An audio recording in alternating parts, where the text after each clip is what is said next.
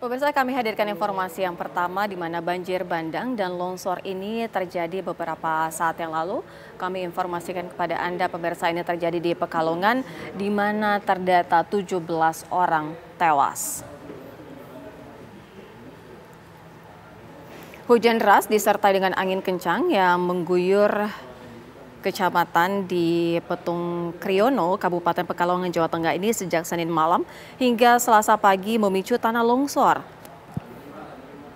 Terdata 17 orang meninggal dunia. Selain itu dikabarkan sejumlah warga masih dilaporkan hilang, sementara 10 orang lainnya mengalami luka akibat bencana tersebut. Banjir bandang dan tanah longsor juga melanda sejumlah wilayah di Kabupaten Pekalongan. Dampak terparah terjadi di wilayah Kecamatan Petung Kriono. Saat ini pemerintah Kabupaten Pekalongan bersama dengan tim gabungan tengah melakukan upaya pencarian dan evakuasi korban di lokasi bencana.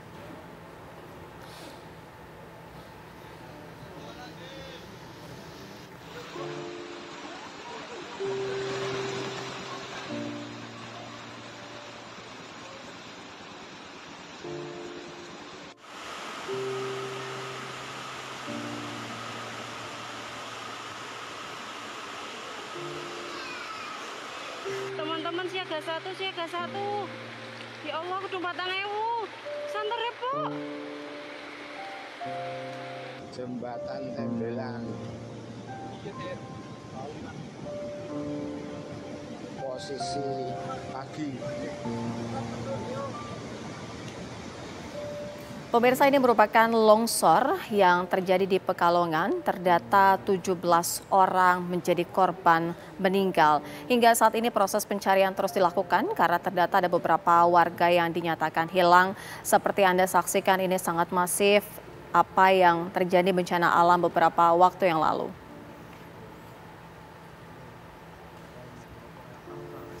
Dan yang kami hadirkan kepada Anda, pemirsa, ini merupakan gambar ataupun video amatir yang kami dapatkan dari warga setempat ketika peristiwa longsor ini terjadi di wilayah tersebut. Tim SAR gabungan juga terus berupaya mengevakuasi korban. Memang ada beberapa kendala-kendala, salah satunya dengan cuaca buruk yang masih melanda di wilayah Pekalongan. Dan juga rumah warga tuh di desa Tanggerang. Banjir bandang dan juga tanah longsor ini pemirsa bermula dari cuaca buruk yang sempat terjadi di wilayah tersebut. Hujan deras yang mengguyur wilayah tersebut cukup lama dan mengakibatkan adanya banjir bandang serta tanah longsor serta menimbulkan dampak yang cukup parah. Dapat Anda saksikan langsung dalam gambar yang kami hadirkan untuk Anda, pemirsa. Kerusakan terjadi di rumah-rumah warga hingga bahkan membawa mobil, motor dan juga material-material bangunan di sana. Hingga dikabarkan sejauh ini sudah ada 17 orang meninggal dunia.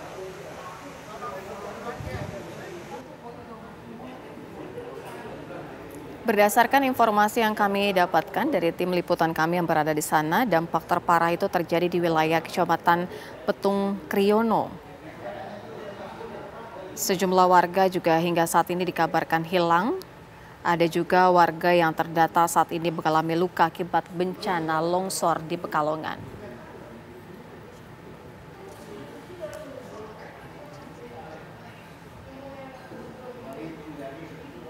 Bagaimana kondisi terkini di sana, pemirsa? Kami ajak Anda bergabung dengan rekan kami Edi Mustafa di Pekalongan, Jawa Tengah. Selamat malam, Edi. Bagaimana saat ini situasi di sana? Apa proses yang masih berlangsung? Baik, untuk kondisi dari ini relawan mau sudah bisa mau tim gabungan. Ya ini fokusnya pembersihan material longsor karena untuk akses menuju ke lokasi terparah yaitu di Desa Kasimbar itu tertutup jalan yang akibat longsor di beberapa titik, sehingga untuk akses menuju ke lokasi Kasimbar ke lokasi yang banyak menimbulkan korban itu masih tidak bisa dilalui kendaraan bermotor baik roda 2 maupun roda 4. Untuk kondisi malam ini karena kondisi cuaca hujan, untuk proses evakuasi ataupun pencarian warga yang hilang, yaitu di daerah Kasimbar, baik di Kafe Alo maupun di Desa Kasimbar sendiri, kali ini dihentikan karena kondisi cuaca hujan karena masih rawan adanya longsor susulan. Untuk saat ini kondisi di posko yaitu di Puskesmas Petumriono, saat ini masih ada 4 warga yang dirawat, sedangkan yang lain ada 6 orang itu dirujuk di Rumah Sakit Umum Daerah Kajen. Sedangkan untuk warga yang ditemukan meninggal dunia sampai saat ini sementara ada sekitar 17 orang. Sedangkan untuk warga yang hilang sampai saat ini sudah mencapai 9 orang. Namun untuk perkembangan sampai saat ini kita masih menunggu hasil proses evakuasi maupun proses dari keluarga korban yang melapor ke posko di Puskesmas Petumriono ini. Untuk saat ini terdata ada berapa orang warga yang dikabarkan masih hilang? Sampai saat ini yang laporan yang bisa masuk ke posko itu ada 9 orang yang dikabarkan masih hilang. Kemungkinan pada saat kejadian mereka berada di Kafe Alo maupun di tempat kediaman Sekdes Desa Kasimbar. Hingga saat ini untuk proses masih dihentikan ya karena kondisi cuaca hujan begitu.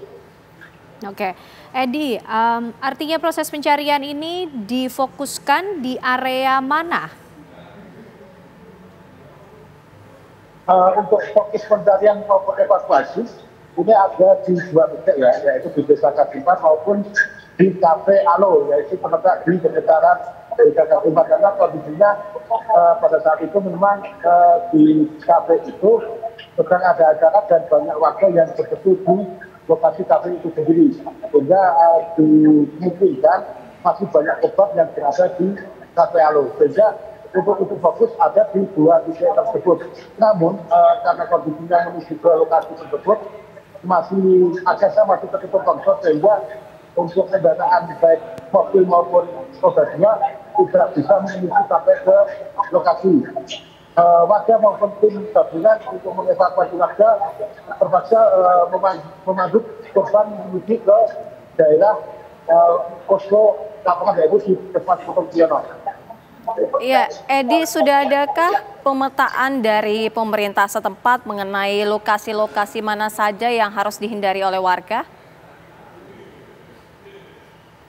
Untuk saat ini kondisi yang terdampak longsor di Kecamatan Petumriono Kabupaten Pekalongan ada 7 desa yang terdampak. Jadi warga dari pemerintah Kabupaten Pekalongan menghimbau kepada warga jika kondisi hujan terus menerus agar siap belajar jika terjadi longsor susulan maupun banjir bandang. Gitu. Oke, Edi, untuk warga yang berada di sekitar wilayah yang berpotensi tentunya ada potensi bahaya di sana, ini kan sudah dievakuasi kemana saja mereka? Karena untuk kondisi longsor ini yang tertimpa rumah warga itu ada di rumah Sekdes Kasimbar maupun di tempat rumah pendeta yang di dekat Kasimbar sendiri. Sedangkan rumah warga lain ada terdampak juga sampai ketimbun pada longsor. Ya, Edi, kami ingin juga mengetahui dan memperbarui informasi mengenai data korban yang meninggal dunia, kemudian data korban yang terluka, hingga yang masih dikatakan hilang. Sebelumnya Anda katakan ada 9 warga yang dinyatakan hilang ya?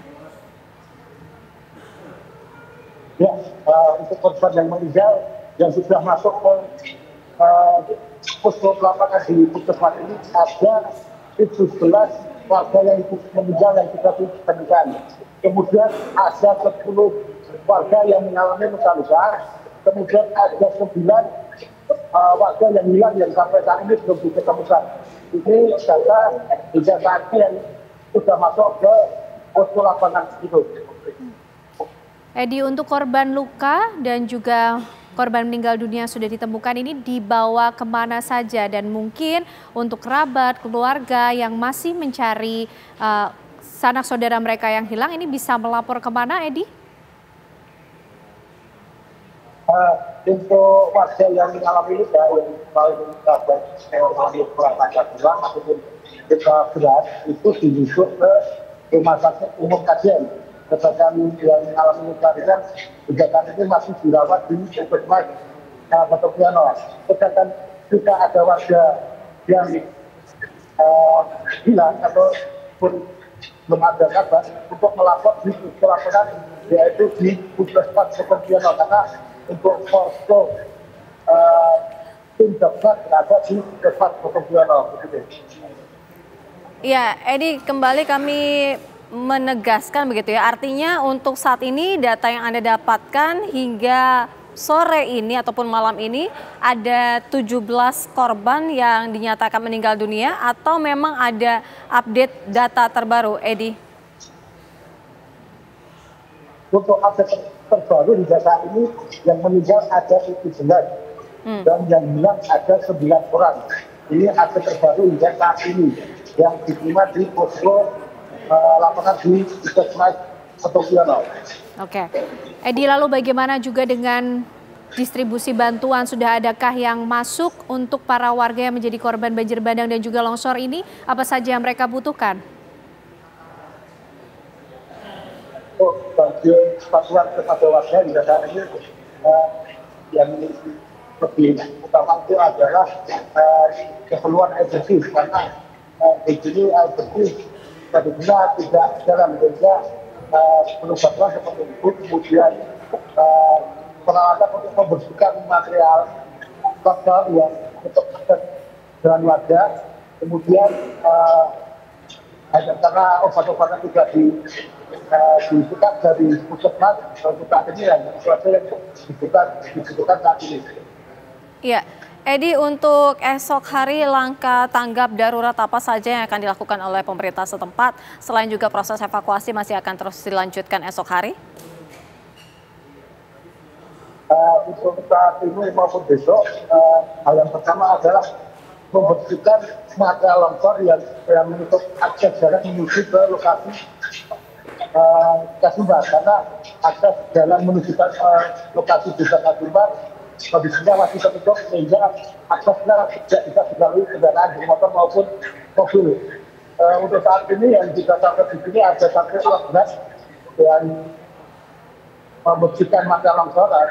Namun kita masih menunggu dari tim gabungan yang lain untuk mendapatkan update untuk membersihkan material longsor, karena di sepanjang jalan itu banyak beberapa titik longsor yang menutup akses jalan menuju ke lokasi Puskesmas Petopiano maupun ke desa Kasumbar. Oke. Lalu langkah apa lagi yang dioptimalkan untuk bisa membantu proses evakuasi maupun juga pencarian ataupun pula pembersihan material-material longsor di lokasi, Edi? Saat ini untuk memaksimalkan adalah pencarian yang lebih utama adalah pencarian korban, yaitu tepatnya di desa Kasumbar maupun di Kafe Alo, karena yang di dua titik tersebut yang terdampak longsor itu yang menimbulkan korban. Sedangkan untuk yang beberapa titik lainnya yaitu yang menutup akses jalan itu tadi fokusnya untuk mengoptimalkan pembersihan material longsor agar bisa dilalui oleh kendaraan. Iya, Edi, kita ketahui bahwa proses evakuasi sempat terkendala dengan cuaca dan juga terputusnya akses jalan. Artinya langkah apa yang akan ditempuh esok hari oleh tim gabungan agar memudahkan proses evakuasi? Untuk saat ini fokusnya tetap pencarian dan pembersihan material longsor, tapi karena kondisinya hujan, karena kondisi tanah di lokasi ini adalah kondisi tanah yang labil, maka untuk kondisi untuk proses evakuasi dihentikan dilakukan besok, karena kondisinya labil. Kita khawatirkan jika kondisi hujan seperti ini terjadi untuk susulan, maka untuk dari tingkat kalau sendiri mengimbau kepada warga jika ada curah hujan yang tinggi untuk antisipasi terjadinya longsor kedua. Baik, terima kasih Edi Mustafa mengabarkan langsung dari lokasi banjir bandang dan juga longsor yang terjadi di Pekalongan, Jawa Tengah.